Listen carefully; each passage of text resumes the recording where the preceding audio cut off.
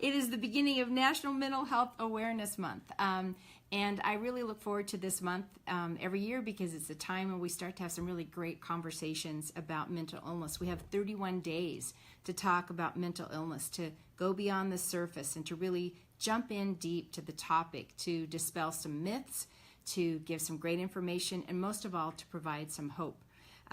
Living with mental illness, it's real, and mental illness itself, it's real, it's common. For me, I've lived with a low level of depression and anxiety my whole life. I don't really know what it's like to not experience some levels of depression. And some of you probably know our story of our youngest son, Matthew, who was diagnosed with a mental illness when he was 7, and then lived for the next 2 decades with increasingly severe mental illness, and then eventually took his life in 2013.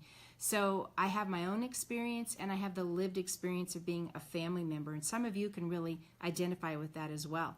But we're not the only family affected by mental illness. The National Alliance on Mental Illness says that 1 in 5 adults will live with a mental illness at some point in their lives. Very, very common. All of us know somebody, loves somebody who has a mental illness, or you yourself struggle. But one of the great things about mental illness is that it's treatable. It's not a sentence of death. It's not an automatic, this is the ruination of my life. Mental illness, when it's diagnosed early and when appropriate treatment is given, most people manage their illness well and go on to live really good lives. I think that points out one of the things that we want to really say in these next 31 days is that there is hope. And through this month, I'm going to be having several Facebook Live conversations with other people living with mental illness, with some experts, some professionals who are working really hard to get good information out there, to use sometimes their own pain to help other people to overcome what they're living with and what they're going through. And I'm also going to be posting some playlists, some quotes, stories, songs, lyrics to songs, things that have been helpful to me in my journey, and I hope that they will be for you as well.